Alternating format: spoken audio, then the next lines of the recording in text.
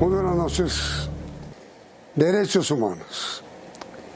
La doctora Nancy Patricia Gutiérrez, exministra del Interior y actual consejera presidencial para Derechos Humanos, se encuentra en Tumaco. ¿Qué hace usted allá, doctora Nancy Patricia? Pues Yamid, precisamente teniendo presencia en una estrategia de Presidencia de la República, Zonas Futuro, que ha diseñado la Consejería de Seguridad Nacional con el ánimo de poder tener presencia en el territorio de mayor conflictividad, en donde se presentan las mayores violaciones de derechos humanos.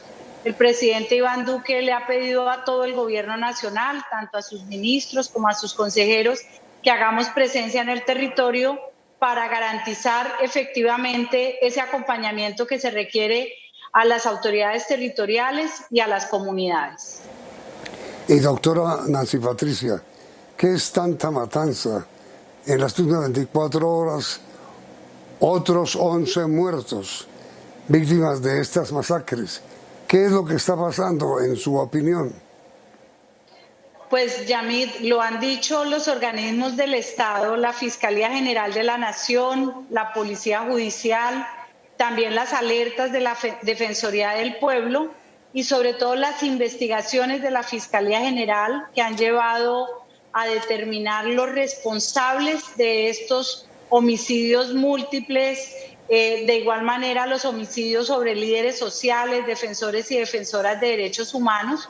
Y hay una correlación en aquellas zonas del país en donde hay presencia de economías ilícitas, que son las que financian los grupos armados organizados y grupos delincuenciales organizados, y son ellos los que están generando estas violaciones de derechos humanos.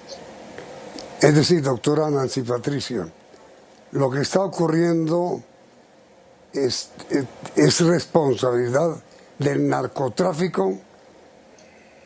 Es una lucha que se vive lamentablemente en algunas zonas del país en donde coincide la cadena del narcotráfico, desde los cultivos ilícitos, el procesamiento, la comercialización de estupefacientes y también las zonas en donde hay explotación ilícita de minerales. Estas zonas están siendo disputadas por algunos grupos armados organizados que provienen de las disidencias de las FARC, del ELN, y que precisamente ponen en riesgo a aquellos líderes o a la población civil que consideran obstáculo para su dominio. ¿Qué hace el gobierno nacional? Pues tener una presencia permanente, no solamente a través de la fuerza pública, sino también a través de llevar los programas que tienen que ver con acceso a la tierra, a proyectos productivos, a salud, a educación, pero nos encontramos con una realidad, y es que estos bandidos están también obstaculizando la llegada del Estado como una estrategia para defender esas economías ilegales. ¿Y cómo la obstaculizan, según su opinión? De diversas formas, obviamente atacando a la fuerza pública que llega a cumplir su labor, o en muchas oportunidades, por ejemplo, como lo ratificamos la semana pasada en el Cauca, que se impidió la acción de la Fiscalía General de la Nación, de la llegada de la autoridad de investigación a un homicidio que se presentó allí. En otras regiones del país utilizan a la propia comunidad para hacer azonadas. Lo que vimos en el Cauca lo vemos también aquí en Nariño. Precisamente en el día de hoy estuvimos visitando una de las zonas de erradicación y nos decían allí los miembros de la fuerza pública que están presentes, por ejemplo, allí tiene que haber SMAT para repeler esas azonadas que hace parte de la comunidad y que son incitadas por los propios grupos ilegales con el ánimo de impedir la presencia de la fuerza pública. En algunas otras zonas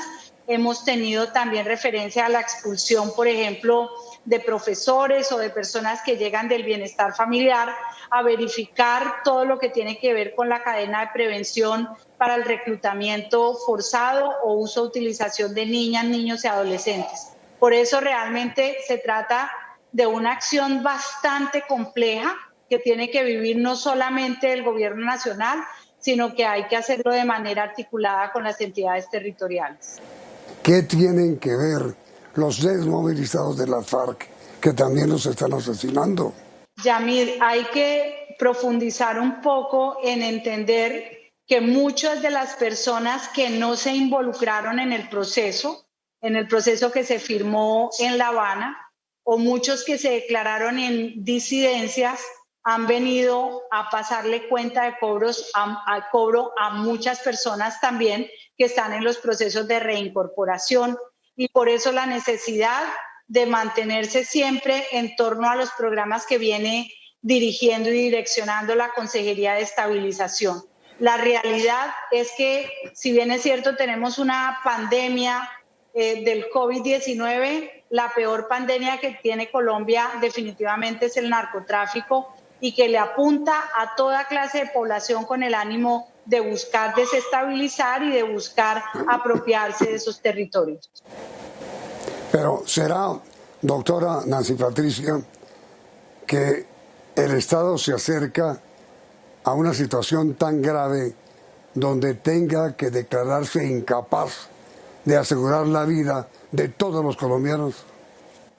De ninguna manera, Yamid. El Estado colombiano es un Estado social de derecho que tiene unas instituciones fuertes, que adicionalmente todas las instituciones del Estado, el Gobierno Nacional, los departamentos, los municipios, pero también los órganos de control como la Fiscalía, la Defensoría del Pueblo, la Procuraduría General de la Nación, los jueces de la República, todos tienen como prioridad la protección de los derechos humanos. Hay unos factores que están incidiendo en la violación de derechos humanos, que, reitero, están identificados por los propios organismos del Estado, y por eso se requiere una acción contundente e integral de todo el Estado, nuestra fuerza pública, pero también una acción social que garantice a la población tener acceso a condiciones de vida, no solamente la protección de la vida, sino de una vida digna, como lo ha mandado la Corte Constitucional.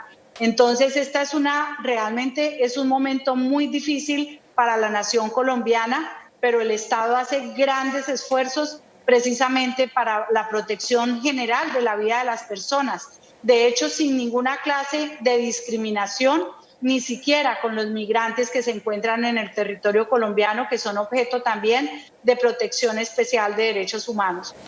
Y mire, doctora Nancy Patricia, ¿cómo es la idea suya sobre la aplicación de derechos humanos en las empresas?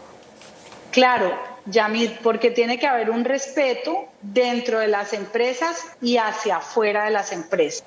Es decir, una empresa que tiene compromiso con los derechos humanos no solamente paga lo justo a sus empleados, les tiene seguridad social, sino que también le exige a sus cadenas de valor, a sus proveedores, a sus clientes, a quienes impacte con su actividad empresarial, que se mantenga esa misma cadena de respeto. Y las empresas finalmente tienen una proyección social, porque hacen parte de una comunidad o tienen actividades empresariales que les llegan, por ejemplo, a muchos clientes o a muchos usuarios.